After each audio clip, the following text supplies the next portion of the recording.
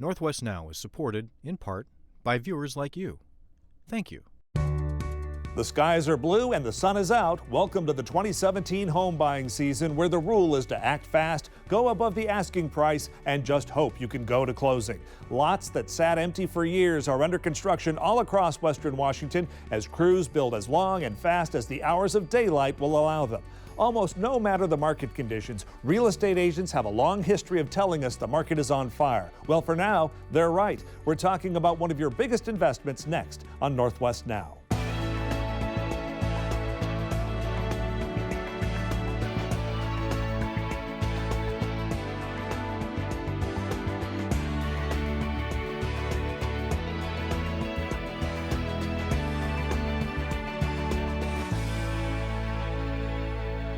Instead of starting with median prices, the important number this year is the months of inventory on the market. Generally speaking, 6 months worth of inventory is considered a balanced market, where buyers and sellers do the dance and everybody walks away happy. But right now in King County, there's less than a month's supply of available homes to buy. In Snohomish County, the number is also less than 1 month's supply. And in Pierce, just a pinch above. Median price gains are also strong year over year. In King County, up 12.9% to $530,000. In Pierce, up 11.3% to $290,000. And in Snohomish, up 10.4% to $396,000. For a couple of years now, people in the South Sound have been wondering when the hot market would move down to Tacoma. To measure this, we can look back in time just a little bit. March of 2012 was just a month removed from the February all-time low. So Redfin did a 5-year comparison for me, looking at March of 2012 and comparing it to March of 2017. So, since March of 2012, the median price in Tacoma is up 65%. The median days on the market for a listing is down from 86 to just 22 days. And 44% of Tacoma sales go above the asking price, which is up 91% from March of 2012. While this is all great for homeowners, it's a bit of a nightmare for buyers like the couple I recently met looking for homes in Tacoma. Chris and Kristen Boone have been looking for a new home in Tacoma for 2 years. At first, they tried to buy without selling their old home, figuring it would make the move easier. But the competitive pressure only grew as the market outran them. We've had houses where people have come in all cash from like Texas, California, Colorado, and that's essentially why we've lost on several of the homes that we put bids on, and that was because we didn't have all cash. So even coming in, we came in with 25 to 30% down, and that still isn't enough on top of going over the asking price. So yeah, we were not expecting that in the Tacoma market. And then meanwhile, you're watching interest rates rise, and you're watching, there's waiver of inspections, like you said, and there's waiver of low appraisal that people are doing now in Tacoma as opposed to the Seattle market. I think you're just seeing all those things from Seattle years ago are now sweeping down into the Pierce County, Tacoma area. The prices haven't quite caught up to the Seattle, but the tactics and the things you need to do to get a home are definitely there. And it's not just out-of-state money crushing local buyers like the Boones. The 206 is on the march south, looking for relief in the 253. There are a lot of Seattleites that are coming down this way, migrating to Tacoma, because they can't afford it up there anymore. Instead of having, a couple offers on homes, they have 28 offers on a house, and things are going for $150,000 over list price. And in Tacoma, you can come down and still have that very urban feel of a Seattle-ish city, just on a smaller scale. But you're one of 8 offers maybe, and you're only going 10 to 30,000 over list price. And so, and plus with the Sounder train, commuting is fairly easy. So I think that has a lot to do with, with why we're here at this point. The Boones eventually sold their North Tacoma starter home and moved with their 2 kids into a 1-bedroom apartment so they'd have enough cash to win a bidding war, which they also learned meant looking for less house. You almost have to go for a home that's a little bit less. You have to prepare for that, having to spend over asking, basically. So we had to start looking at houses that were just, and Lindsay helped us decide, on how to do this, but you would go in for a house that's maybe like $15,000 under what your top dollar was, and then that way you had room to go up from there. It's a competitive, crazy process, and without Lindsay and without Redfin, I'm not sure we could have been able to do it on our own. So here is the formal dining room. While house hunting is an ordeal for buyers like the Boones, for sellers, the message is simple. I would say it's time to sell. It's definitely a seller's market. Homes go very, very quickly within the first weekend, and you're getting more than what you're asking for. And buyers need the inventory. There's so many buyers out there that are just desperate to get into a house, and there's no homes available. So that's who I would talk to if I could reach to that lens.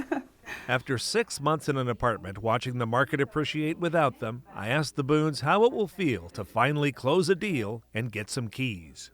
Overwhelming relief. Delete every housing email I can ever imagine at that point. Yeah, it's been such a part of our life for the last year. Yeah. That it's consumed us, and you have to allow it to consume you, or you can't be competitive. Yeah. So to have that swept off of our plate will be a huge relief. Pretty nice. Rent is no picnic either. A website called Rent Cafe says Tacoma had the 4th fastest growing rent across the country. And here's another interesting trend. The Census Bureau ranks Pierce #1 and Snohomish #2 in net domestic migration as people moving to Washington land here trying to buy in King County but find themselves priced out. Joining us now are senior Zillow economist Skylar Olson, Seattle King County Realtors past president, and John L. Scott agent Patty Hill, Tacoma Pierce County Association of Realtors president-elect Denny Woyak, and Robert Lipston from Opus Advisors. Welcome all of you to Northwest Now. Very important topic, and has been for the past couple of years, the real estate market here in Western Washington. I want to start with this. One of the things that I kind of like to do is parse the language in the MLS releases over the years. And I will tell you, folks like Leonard Scott, for Lennox Scott for years have never been afraid to use the word frenzy in a press release. And I don't care if the market's going up or going down, it's a frenzy. What I did find this year, though, is Deidre Haynes up at Caldwell Banker Bain in Snohomish used the word bubble. And it actually made it into the MLS press release that I thought was very interesting. So my first question for you, and this is kind of a lightning round, kind of just an impression. I'm going to go down the line and ask each one of you. Start with you, Skylar. Yeah. You think we're in a bubble? That's a bit of a tricky one. It is hard to identify a bubble. That's the problem with them, right? Is it's a surprising burst. But in many ways, we can look to some very real fundamentals about why home values are growing so quickly. I'm sure we're going to talk about the extreme lack of inventory. And really, we're also competing now against other major job markets. That means we should continue to see a flow of people coming into this area, and it's going to continue to cause growing pains. But we do expect things to slow down, and that should help ease those bubble pressures. Patty, you are up in King County, and Yes, sir. when I think about bubbles, I also think about bubble behaviors. What are you seeing? What is your impression of this? Well, the thing that caused the problems before were bad mortgages and all of that. So, and we're not seeing that. Mortgages are way more regulated and harder to get. So the word bubble, I don't know. What we're seeing in King County is each day the Department of Licensing is issuing 200 driver's licenses to people who are in-migrating. They're not the 16-year-olds. They're people that are coming in for jobs.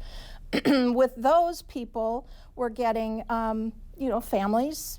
So we're probably works out to about 90,000 people a year moving into King County. Yet the county is only issuing about 10,000 permits for new buildings. So, I mean, what are we going to do? What are we going to do with all these people? We got to deregulate a little bit, and we got to take care of new projects, helping builders.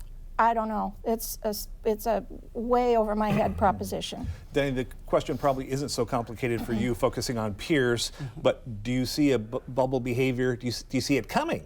I don't yet, Tom. And one of the biggest reasons why I feel is that the buyers that my agents and myself are working with, they all have to have some skin in the game, if you will. They have to have some money on the table. They have good jobs, and their jobs are just level income jobs that they're buying. Plus, buyers are being ultra conservative, in my opinion. Nowadays, it's I qualify for $325,000, but I want to buy $280,000 because that's where I want my payment, because that's where I can live on. my definition of a bubble is when it could pop and there's nothing to support it in a foundation. I feel there's a good foundation under these buyers. They're going to be in homes for a long time. Yeah, that attitude is much different than it was in 2005, 6, and 7, where the goal was to stretch beyond what your wildest imagination was with interest only and all these crazy devices, as opposed to actually underbuying, which is something financial people, who coach folks on their financial well-being have been saying they should be doing for years. Absolutely. So what's your take on the mortgage piece? How has that changed since the bubble days? Well, I would back what everybody has said so far. The mortgage industry, we still have to fully qualify for loans for the most part. So most of our clients either have sweat, blood, or tears into the property. They have to qualify with debt to income ratios and with their credit scores. But you just have to go to Seattle or downtown Bellevue and see the cranes and see the amount of employers that are coming into the marketplace and seeing the parking situations. There are people lined up waiting to get in our marketplaces. Our inventories are over the top. All of our loan officers in most marketplaces have lines of people that are pre-qualified. They've gone through the process. They can purchase a home. There's just not a home for them to purchase. So what I would tell you is the difference between pre-market meltdown and today is we have a lower homeownership rate and we have borrowers that are lined up that all qualify for the homes. Is financing holding up deals? Or it was for a while when things were so tight and the banks had really kind of maybe overreacted a little bit. Is financing holding things up? Or can you do deals the way you want to? Where we're having challenges as agents selling homes is from the appraisal standpoint, because we have people bidding way above on the prices of the homes. So if a house is going for $280 and somebody settles on $320,000, what they're dealing with is that the appraisal can't do it. Yeah. And so either people have to come up with cash out of their pocket or sellers have to come down on price. Yeah, difficult. So go ahead. Well, I was just going to say that in the last couple of years we've talked about affordability and we've talked about student loan debt and the millennials getting in the marketplace. I don't know if everybody's aware, Fannie Mae just rolled out a new program that allows student loans to be rolled into a refinance. It allows you to use the payment that's actually on the credit report versus using an advanced higher payment to see if they'll ratio. And you can also, if there's debts being paid by others, you don't have to include that in the ratios. So I would tell you that as the market slowed down because we don't have inventory to close loans, people get greedier and hungrier to purchase loans at higher interest rates, and investors are starting to really crave more mortgages. And what happens? You get more creative products. We have higher loan to values coming in the marketplace. I've got 100% LTV zero down product coming. There's 97 products in the market. The jumbos are at 95%. The market is easing. Even Fannie Mae just eased it. So does that create a bubble? Well, they still have to fully qualify. You're just giving them a little bit of latitude because the fact that you need to be able to stretch a bit for the person that has student loan debt. Yeah. And actually, we have research that shows that, that student loan debt, if you get the 4-year degree, and there are certainly probably some majors that don't end up penciling later, but we find that it slows you down, but doesn't actually impact your probability that you will buy, right? It's still... And I think a lot of that just has to do with the fact that the people that have these large student loan, debts, the millennials, as they age, they still want to buy homes. It's still an aspiration. At some point, you want to start your life. There's always a reason not to start your life. Yeah. So I want to talk to you in kind of some broad strokes here for each one of your areas. Skylar, start with you. Western Washington, what are some of the big trends you're seeing? This isn't just about Seattle anymore. You talked about inventory. What are some of the big broad brush elevator speech pieces that you talk to people about? Yeah. Probably if we were, and we did have this conversation last year, we would have said that a lot of the pressure was really concentrated in Seattle, though the whole area was pretty hot. Now, as affordability becomes a harder and harder issue, as it's harder and harder to save for the down payments, and it outpaces you, right? And we're finding that the really fastest moving areas are a bit further out. Tacoma grew faster last year than Seattle did. that one of the reasons why is that Tacoma home values, if we talk about the city of Tacoma versus the city of Seattle, those home values are about a third of what they are in Seattle. That starts to look attractive even when you have to deal with those massive commutes. Yep. So we're finding as you move further out from that central core of downtown Seattle, it actually starts to get faster moving. That's where we see more of the pressure. Bellevue slowed down significantly last year. Now it's moving faster than Seattle again. So when we look at, all of Western Washington, it still is concentrated. King in general is moving faster than Pierce, but there are pockets, in those more affordable areas that are really taking off. And in terms of forecasts for next year, we expect them to be faster than the city of Seattle again. So, Patty, do you notice kind of an exodus out of King County? People saying, hey, Patty, can you go around and show me this thing we just found down in, Federal Way or in Auburn or in Pierce County, or not so much? Yes, for the lower qualified people, they'll drive to qualify.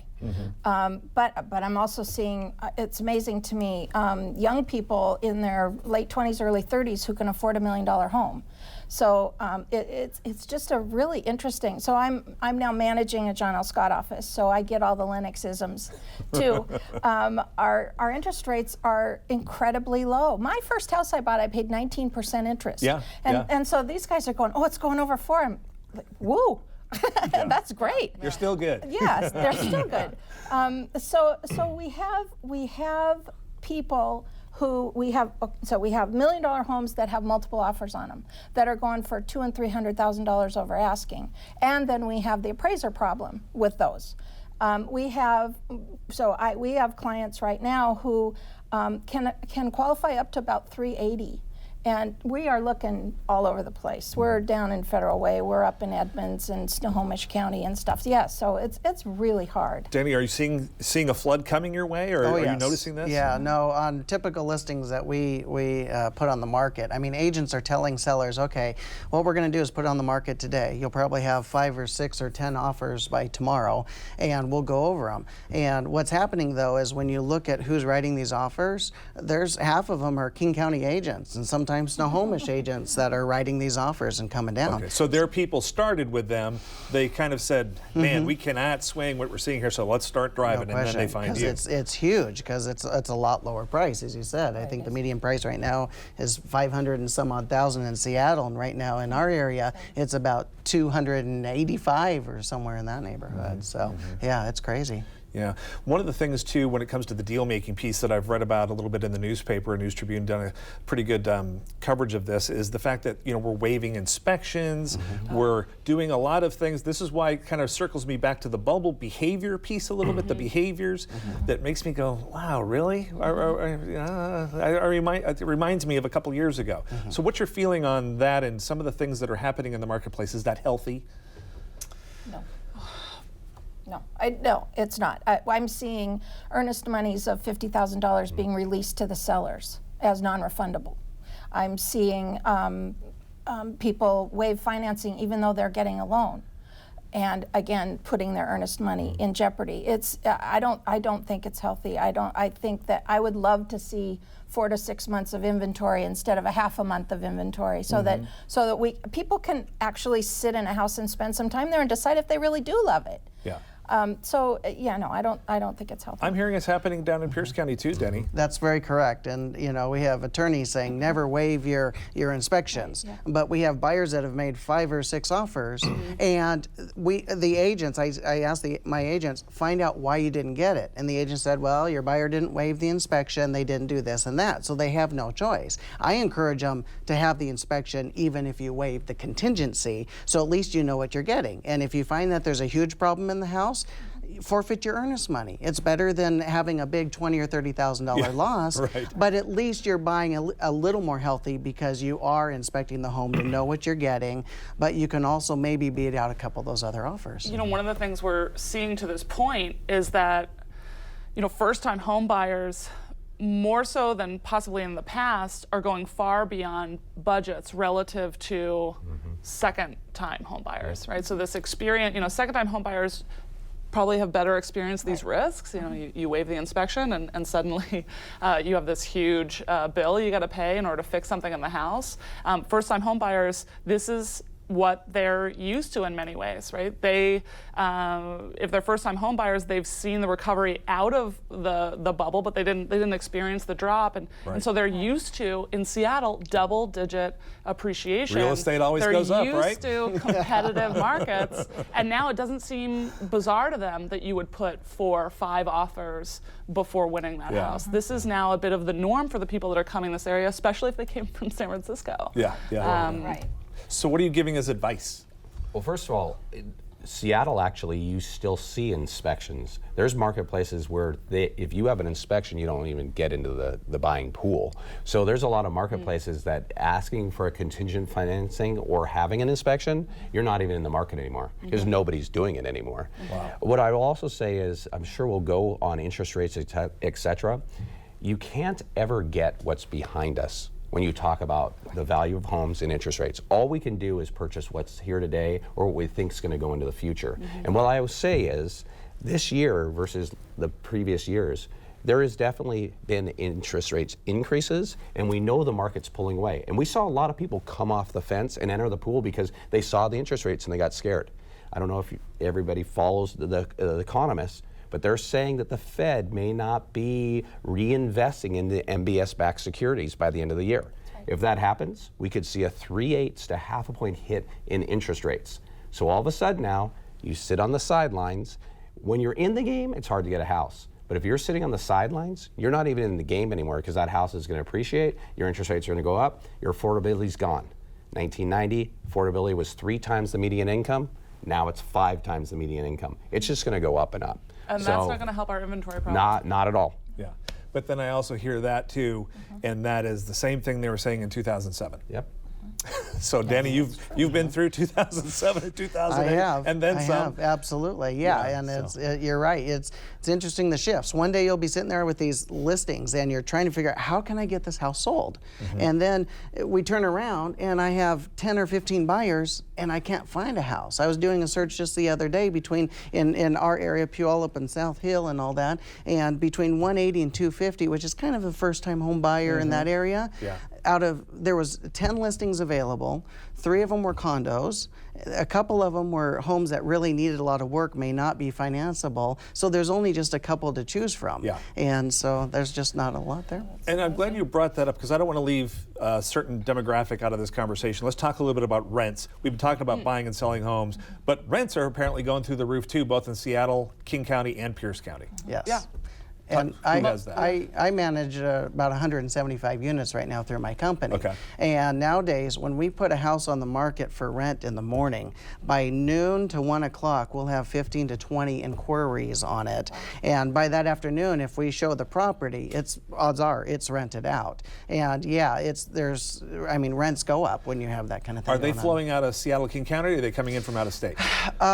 Boy, it's everything, absolutely. Okay. We do have a medium amount, if not more, of people coming in from way out, New York and New Jersey, that are coming in. There's a lot of relocation coming in. We have people renting from online before they've seen the house, just say, I'll take it. Wow. They send in the application, they're done, and our manager literally is sitting there saying, okay, when are you going to be here to do the move-in? And it's like, well, I'm coming in from New Jersey. I'll either be here today or tomorrow. They arrived at 3 o'clock in the morning the other day, and it's like, okay, we're here. What do we do now? Yeah. Skylar, you had something on rent there? Well, comparing, across the country, despite the pressure on the home market, we're actually not moving the fastest. Nashville is moving faster. Dallas is moving a bit faster now.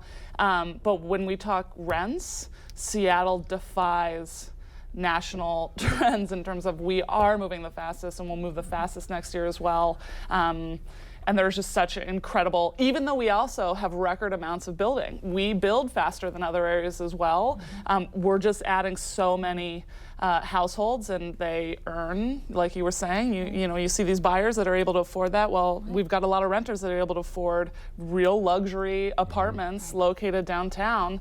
But it continues despite all those new deliveries. And what's going to be happening too, as inventory continues to be a problem, we added a lot of supply that starts to cool down, the apartment market in terms of rentals, but people are continuing to want to move out, especially as these millennials age and they're starting to get married and have kids. They want a backyard. And maybe they can't buy out in the suburbs, but they're going to want to rent out there too. And so what we'll start to see is a lot of pressure happening in those garden style apartments further out. And that's where I think we're going to see a lot of pressure. And hopefully that's where we also are going to start to see a lot of investment in adding infill projects, and maybe the urbanization of the suburbs might be the story of the next 5 years. Yeah. Well, on kbtc.org, on the web extra piece that we're going to shoot right after this, we're going to talk a little bit about millennial behaviors, and I'm going to ask each one of you for your advice to potential buyers. We're going to do that on kbtc.org, but for now, right here on KBTC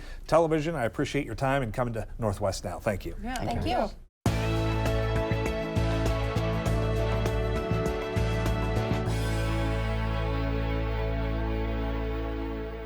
The big question during times like these is whether we're in a bubble. The bottom line, when you look at the predictions for population growth in Western Washington, coupled with the legal and geographical constraints we have on development, for now, the bet is that this hot streak has a ways to run. But I'll also add, be a little careful. I hope this program got you thinking and talking. To watch this program again or to share it with others, Northwest Now Digital can be found on the web at kbtc.org, and be sure to follow us on Twitter at Northwest Now. Thanks for taking a closer look on this edition of Northwest Now. Until next time, I'm Tom Layson. Thanks for watching.